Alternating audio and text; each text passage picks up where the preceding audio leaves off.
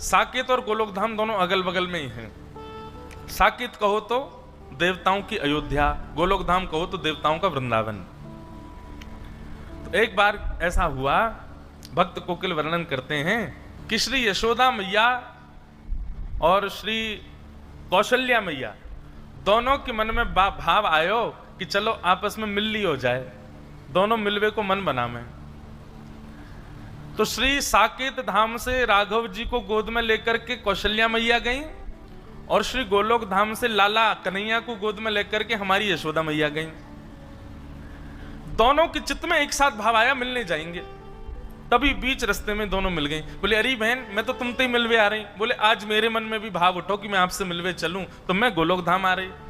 अरे बहन बड़ी पधारी, चलो गोलोक धाम ही चलो। और श्री कौशल्या जी को लेकर के यशोदा मैया गोलोक धाम आ गई। दोनों की गोद में लाला है, यहाँ राघव जी हैं, वहां हमारे ठाकुर जी हैं। दोनों मैया आई आकर के गोलोक धाम में सुंदर दिव्य महल में मैया विराजमान होगी। दोनों बालकों को आंगन में छोड़ दिया। राम कृष्ण दोनों आपस में क्रीड़ा कर रहे हैं। ऐसी लीला का दर्शन भक्त कोकिल कर रहे हैं। बोले आहा दोनों कैसे हैं। मदन गोपाल हमारे राम, मदन गोपाल हमारे राम, मदन गोपाल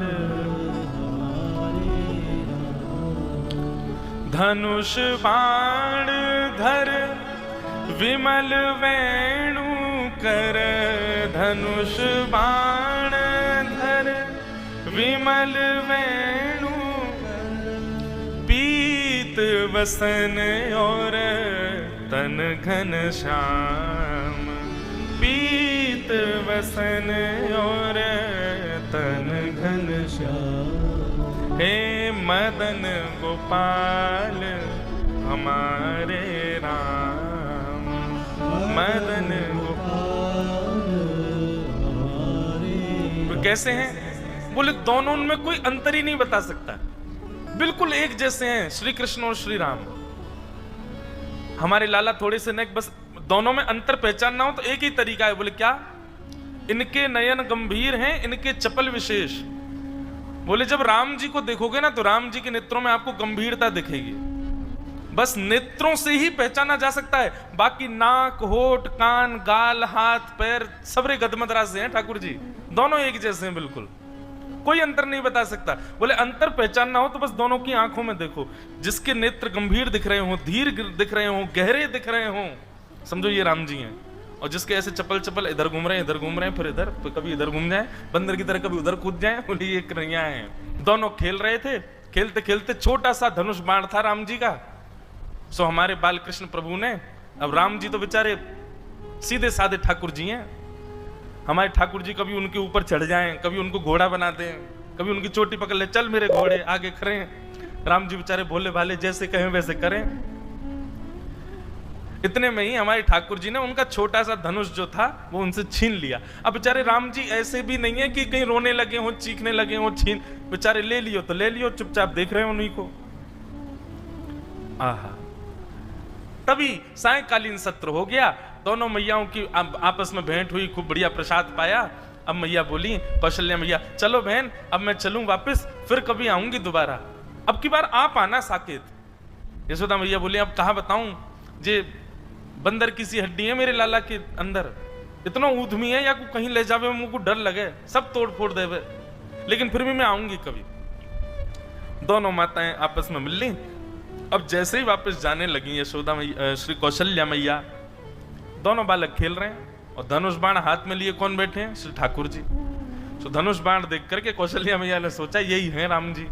सोई हमारे गोपाल जी को गोद में उठा लिया और ठाकुर जी को लेकर के श्री कौशल्या मैया साकेत को जा रही हैं और राम जी रह गए वहीं गोलोक धाम में। दोनों बालक अदला बदली हो गए। ठाकुर जी भी इतने चतुर, बोले ही नहीं रास्ता में कि मैं राम नहीं हूं, वो भी पकड़ के जा रहे, दिख के तो हूं साकेत कैसो है, या राम के सखान को मजा चका के आऊंगा। अब यहां राम जी भी बेचारे चुपचाप बैठे, ना रो रहे हैं ना बोल रहे हैं कि मेरी मैया चली गई है। यशोदा मैया गोद में लेकर के घूम रही हैं। अब दोनों माताओं की स्थिति कैसी है? यशोदा मैया तो पूछ रही है, बोले लाला तो कहाँ है गो, हैं तू ऐसे गुम सुम सो काई को बैठो है, ना कछु बोल रो है, ना कछु कर रो है, ना उछल रो है, ना कूद रो है, मक्खन खाएगो। अब राम जी बेचारे बोले गर्दन काई को हिला रो है, बोले चोना है हमको नहीं खाना है। जी कौन सी भाषा लाला, तू तो ब्रज भाषा बोले, ये तेरी ब्रज भाषा तो है ना लाला, तू बोल का रो है। अरे वो कौशल्या को छोरा आयो राम, बातें सीख गए हो क्या भाषा है। राम जी चुपचाप बैठे, अब क्या करें। आहा, और वहां स्थिति क्या है, जैसे ही ठाकुर जी पहुंचे साकेत, अब तो वहां तो बड़ी शिष्टाचार मर्यादा रहती है। दशरथ जी महाराज भोजन करने के लिए जब बैठते हैं तो बगल में एक छोटा आसन लगता है, छोटी चौकी पर छोटी थाली में राम जी पाते हैं। लेकिन यहाँ साकेत, यहाँ गोलोक धाम में तो नियम है कि श्री नंद बाबा की गोद में बैठ जाएं ठाकुर जी और उन्हीं की थाली में से खाएं। जो नंद बाबा खा रहे हो हाथ पकड़ने पहले मुंह खवाओ फिर खाइयो। यहाँ तो ऐसी लीला है। अब वहां दशरथ जी ने कहा आओ राघव आइए बैठिए, प्रसाद पाते हैं साथ में मिलके। बगल पे आसन पर आकर के कौशल्या मैया ने बैठा दिया। ठाकुर जी बोले जे कहा है भैया ये आसन पे मैं तो कभी बैठो ना हूं। तुरंत चढ़ गए और दशरथ जी की गोद में बैठ गए और गोद में बैठ करके वहीं बैठ गए। वहीं प्रेम, दशरथ जी को भी बड़ा प्रेम लगा। अरे देखो कौशल्या, आज राम गोद में बैठ गए मेरी, शायद इनका भाव है कि गोद में बैठ के पाएंगे। अब तो महाराज ये तो बड़े आश्चर्य की बात थी साकेत धाम के लिए। सब लोग आ करके देख रहे हैं और देख करके दूर से ही बलैया ले रहे हैं। आहा, आज राम जी का कैसा प्रेम उमड़ा है अपने पिताजी के ऊपर। अब दशरथ जी खा रहे हैं और बीच बीच में बड़े शिष्टाचार से खवा रहे हैं ठाकुर जी को। ठाकुर जी के मुंह में उंगली जाए सो उंगली काट जाए दशरथ जी की। दशरथ जी के बोले राघव ऐसे नहीं करते, आपने काट क्यों लिया। इतने में तो ठाकुर जी ने कड़ी ली और कड़ी लेके दशरथ जी की दाढ़ी पे लगा दी, खीर लेके माथे पे लगा दियो, पूरे मुंह पे सब मक्खन आदि पोत करके और अपनी जीभ निकाल के उनके गाल चाट गए। दशरथ जी बोले ये कौशल्या ये क्या हो गया है। बाहर आकर के कौशल्या मैया ने देखी तो दशरथ जी तो पूरे सने भये ऊपर से नीचे तक। बोले ये किसने किया। बोले ये राघव कर रहे हैं, ये कहां से सीख करके आ गए हैं ये सब। बोले अरे आज वहां गई थी ना मैं गोलोक धाम, वहां यशोदा का बेटा बड़ा नटखट है, कहीं उससे तो नहीं सीख लिया। लेकिन फिर भी राघव तो ऐसा तो कभी नहीं करते। इतने में तो राम जी उछल करके भाग गए और महाराज आंगन में जितने भी बढ़िया सुंदर गमला रखे सब फोड़ दिए उठा उठा करके। पूरा साकेत धाम आश्चर्य में, बोले हो क्या रहा है। राम जी के बेचारे जो सखा हैं वे भी बड़े शिष्टाचार में आते हैं। हे राघवेंद्र सरकार, रघुकुल नंदन, हे दशरथ नंदन, हे कौशल्या नंदन, आपके खेलने का समय हो गया है, आइए विराजिए। वहां तो इतनी आज्ञा से बुला में, वहां पे ओ लाला क्या कर रहे रे, जल्दी आ जा, गैया सबरी गई हैं वन में चरवे के काजे, हमारा डोलवे को समय है गया, जल्दी आने करके, नहीं आवे को दारी के हम भीतर आ रहे हैं। वहां तो ऐसे बोले सब। ठाकुर जी निकल करके बाहर आए, राम जी के सब सखा देखे, सब सखा तो ऐसे निवेदित कर रहे हैं ये लीजिए गेंद, इससे खेल ले राघव, आइए यहां खेलेंगे। ठाकुर जी ने गेंद ली, एक दूसरे के मुड़े मारनी शुरू करी, पकड़ करके चोटी कोई को पेड़ पर चढ़ा दियो, कोई को नदी में फेंक आए, कोई के ऊपर चढ़ करके वही को घोड़ा बना दियो। बालक सब रोते रोते कौशल्या मैया के पास गए, बोले आज राम जी को क्या हो गया, बहुत मार रहे हैं हमको। और वहां स्थिति क्या है, नंद बाबा गोद में लेकर के बैठे हैं, राम जी से कह रहे हैं लाला आज कड़ी मत लगाइयो मेरी दाढ़ी ते, और मैं प्रेम ते पान दियो, नहीं तो देख लूंगा फिर मैं। लेकिन यहाँ तो राम जी बेचारे चुपचाप बैठे हैं, ऊपर गोद में उनसे बैठा ही नहीं जा रहा, कभी बैठे ही नहीं कभी गोद में। अब बार बार उतर करके वो तो नीचे आ जाएं, फिर उठा करके गोद में रख ले नंद बाबा, फिर उतर के नीचे आ जाएं। अब अपने हाथ से खिला में उनको अभ्यास नहीं किसी के हाथ से खाने का, अपने हाथ से खाते हैं, आकर के थाली में से अपने आप तोड़ करके पा रहे हैं।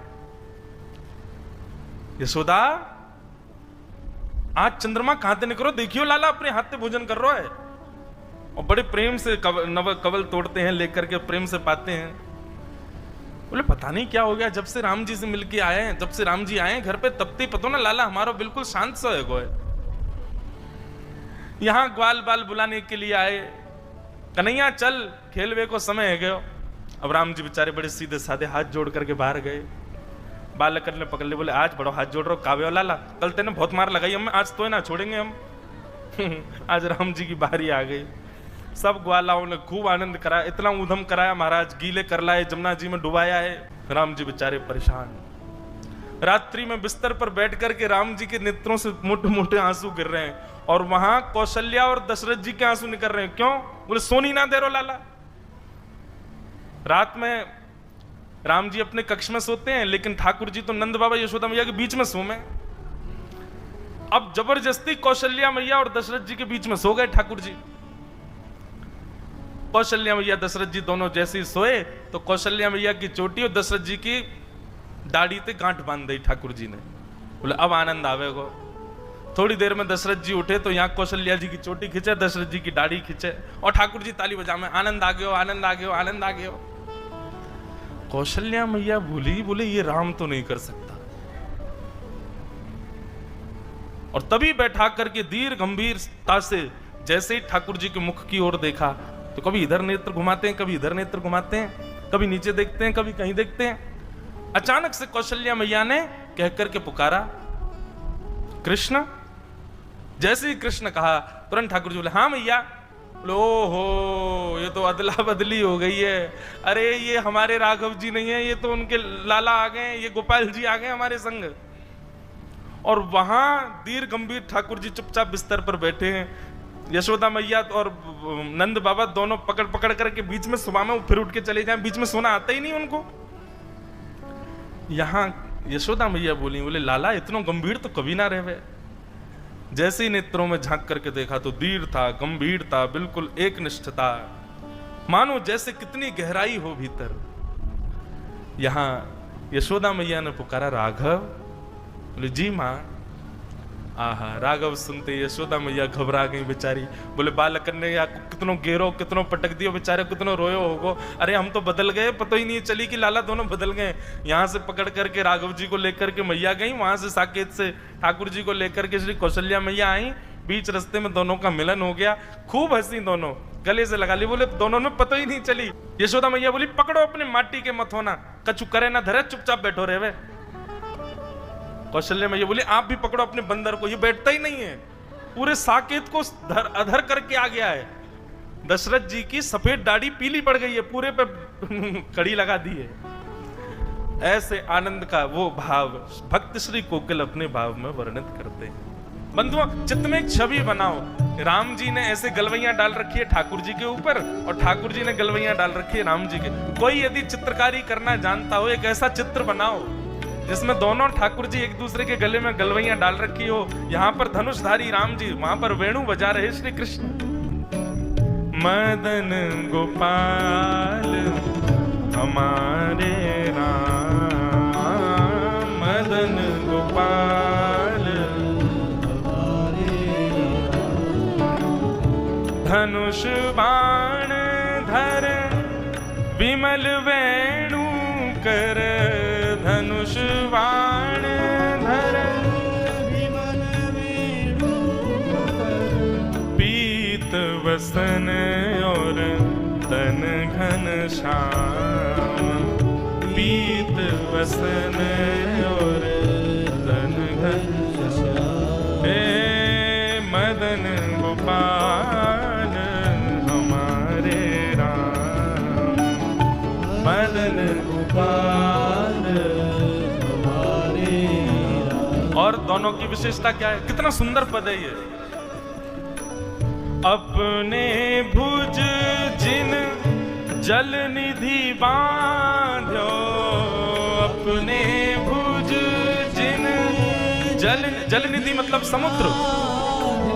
अपने भुज जिन जल निधि बांधो, अपने भुज जिन जल निधि बांधो, रास रचाए कोटिक काम, रास रचाए कोटिक काम, रास रचाए कोटिक धाम, रास रचाए कोटिक धाम। हे मदन गोपाल हमारे